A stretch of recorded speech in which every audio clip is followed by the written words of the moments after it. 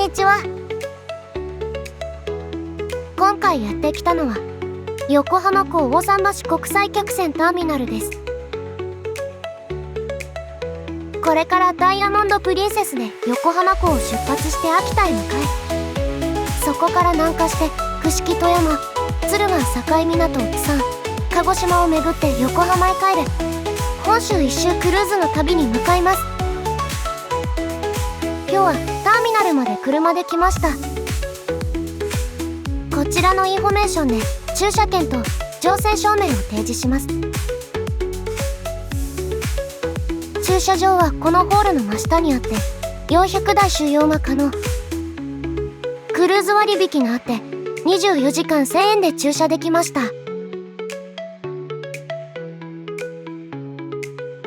入り口付近で荷物を預けました。すでに大勢の人が集まっています。整理券をもらって私たちの順番が来るまで待機です。ホールの上、屋上はクジラの背中と呼ばれる広場になっています。横浜の観光名所が一望できて眺めは最高。停泊中の船は大きすぎて全体が撮影できません。ダイヤモンドプリンセスはアメリカのプリンセスクルーズ社が運航する英国船籍の船。三菱重工業によって長崎で建造された日本の造船史上最大の客船だそうで、全長は290メートルもあり、ちょうどランドマークタワーの横になったような長さです。本当に大きい。以前から気になっていたクルーズ旅行、いつか行ってみたいななんて思っていましたが、今回思いがけず挑戦することになりました。もう今から期待でいっぱいです。私たちの順番が来ました。アプリで事前登録してあるのでチェックインはスムーズです。というわけでいよいよ乗船です。ちゃんと楽しく過ごせるのか不安もありますが、せっかくの機会なので初めてのクルーズを満喫したいと思います。こちらは船内で使うメダル型端末メダリオ。これが部屋のキーになり決済なども行えます。とりあえず少し手荷物があったので部屋に向かいました。今回はジュニアスイートを3人で利用します。ちょうどこのクルーズでは 3,4 人目の特別料金のキャンペーンをやっていたり、他にもボーナスキャンペーンで早期予約割引やオンボードクレジットという船内で使えるお小遣いがもらえるなどいろいろ特典もありました。それにしても長い廊下、客室数は1353室あるそうです。下げ側が空数、受け側が奇数となっています。こちらのようです。わあ、良い感じ。奥にリビングスペースがあるから広く感じますね。あと鏡の効果で部屋の圧迫感なども少ないです。さて、お昼ご飯がまだなので早速何か食べたいと思います。せっかくなのでビュッフェではなくインターナショナルダイニングにやってきました。お昼は乗船日と終日公開日のみオープンしていて、ランチタイムは12時から1時半です。メニューはいろいろあって迷います。選んだ一品目はアボカドと小エビのサラダ。盛り付けも素敵で美味しいです。そしてメイン、9点ダーロインのグリル。最初の食事から豪華です。最後はデザート、リンゴのタルトタタンも美味しい。大満足のお昼でした。船の中央にある吹き抜けのグランドプラザに来ました。鏡割りセレモニーです。3、2、1、よいしょ。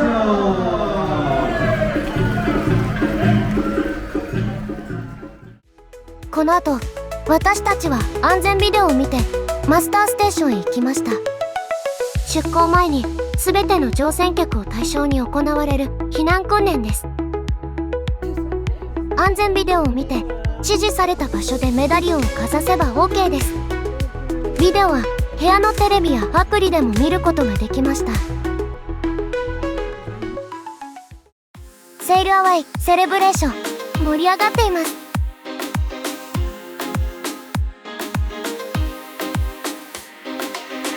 船は気づいたら出港していました。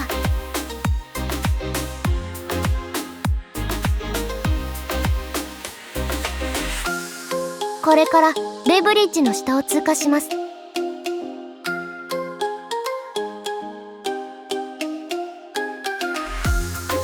歓声の上がる中、無事に通過。デッキでは大勢の人が橋を見上げていました。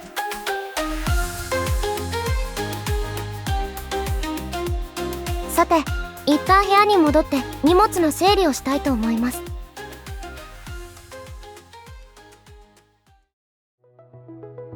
部屋にはウェルカムドリンクが届いていました。荷ほどきをしてしばらくのんびりくつろぎます。サンタフェダイニングへやってきました。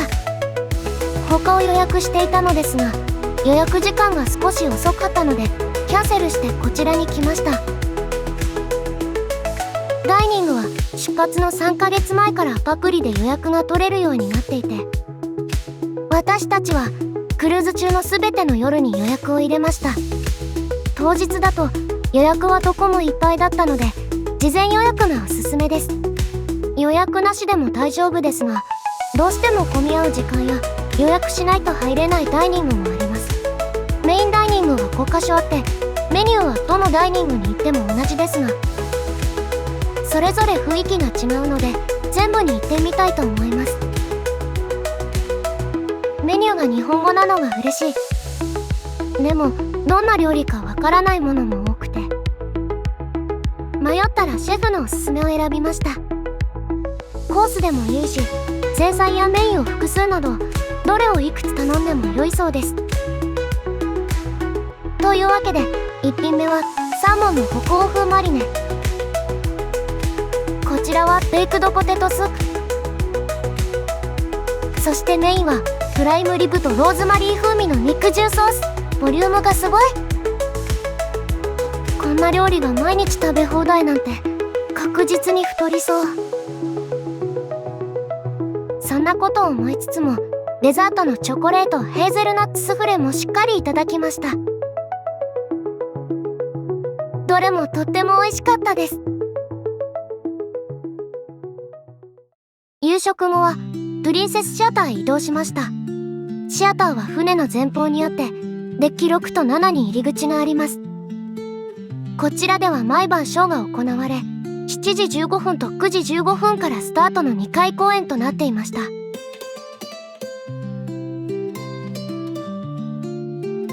演目は歌やダンスなど様々なパフォーマンスがあって、この日はシネマティックミュージカルという歌と映像を組み合わせたステージでした。迫力のショーを楽しんだ後は部屋に戻ります。部屋はベッドメイクが終わっていて、3人目用のベッドもセットされていました。さて、寝心地はどうでしょうか。初日からとても楽しく過ごしました。明日に備えてそろそろ休みます。それではまた明日。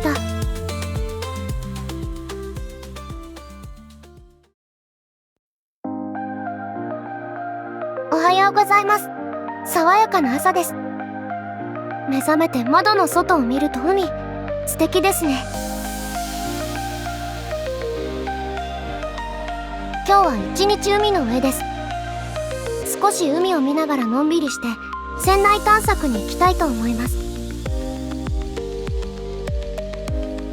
デッキ14にやってきました。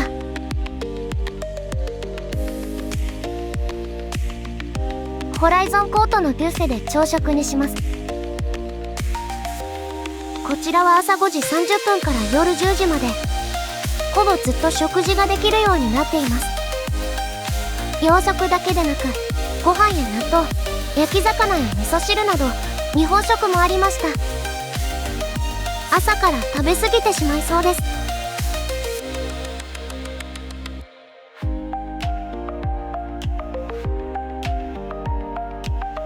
ホライゾンコートのテーブルが混み合っていたので、プールサイドで食べることにしました。ここは室内なので冷房が入っています。今日の朝食、昨日食べ過ぎたので控えめな感じで。テーブルにはナイフとフォークが用意されています。箸もありましたよ。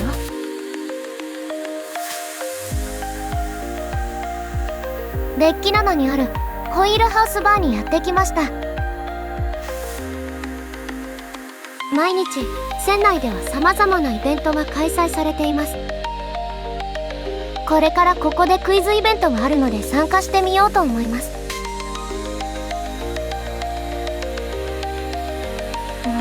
なかなか難しくてあまり正解できませんでした。外へ出てみると風が気持ちいい。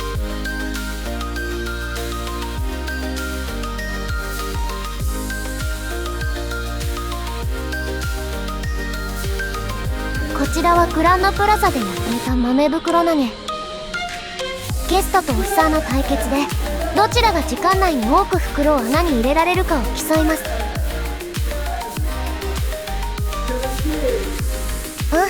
オフィサーは上手ですね。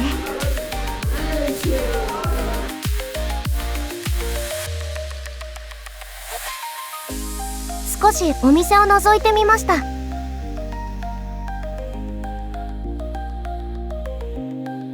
マスコットキャラクタースタンリーくんのぬいぐるみ。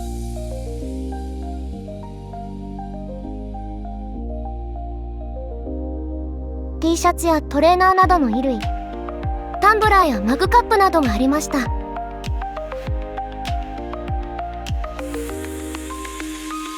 船の模型も人気があるそうです。お昼にデッキ灘にある貝寿司へやってきました。有料レストランですが、今回申し込んだプリンセスプラスにこちらでの食事が特典としてありました。セットを頼んだのですが、選んだものがいけなかったのか、ちょっと違うかなと思ってしまいました。船の周りをお散歩します。ここで少しクルーズ代金の話。クルーズ料金には移動費、食費、宿泊費などが含まれていますが、今回はプリンセスプラスという特典付きのプランを利用しました。クルーズを予約した際に一緒に申し込みましたが、個別の申し込みはできず、同室全員が申し込む必要がありました。この時は1泊あたり9500円。9500円 ×9 泊で85,500円がスタンダード料金に上乗せされています。サービスの内容はこちら。ビバレッジパッケージ。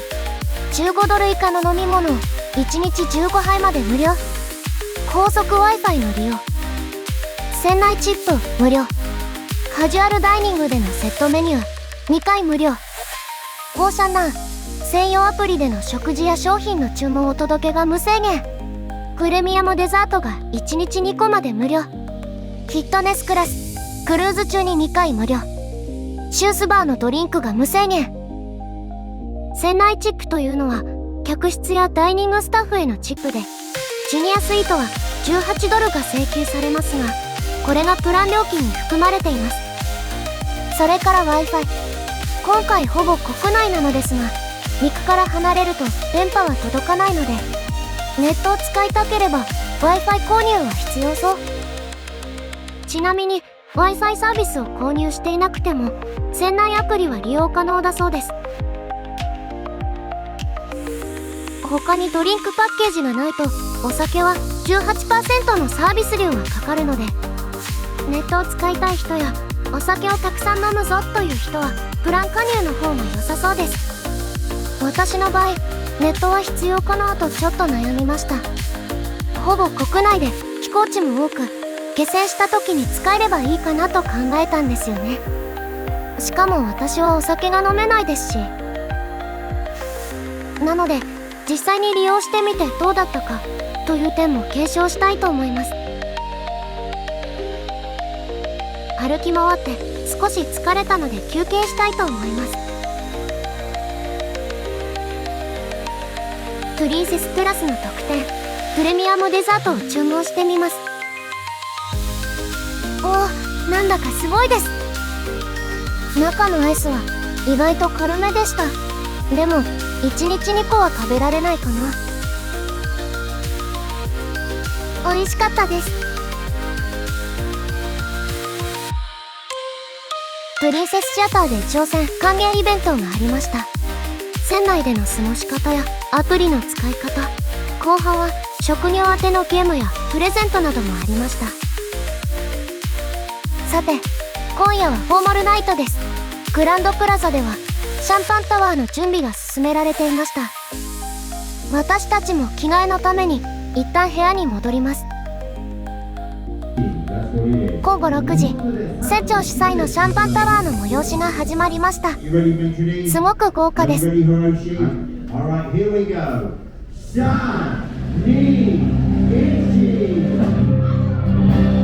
タワーで一緒に写真を撮るために長い列ができていました。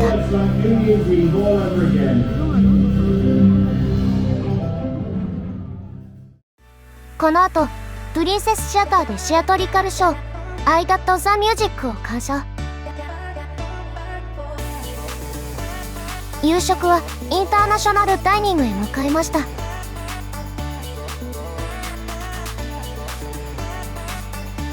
さて今夜は何を食べよう。まず前菜、鴨のブラックペッパー炙り焼き、黄色エンドウのスープ。メインはお魚で笛鯛のフライパン揚げです。デザートは定番の人気メニューからプリンセスラブボートドリームにしました。チョコがすごく濃厚です。今日もお腹いっぱい食べてしまいました。幸せ。明日は秋田に帰港です。それではおやすみなさい。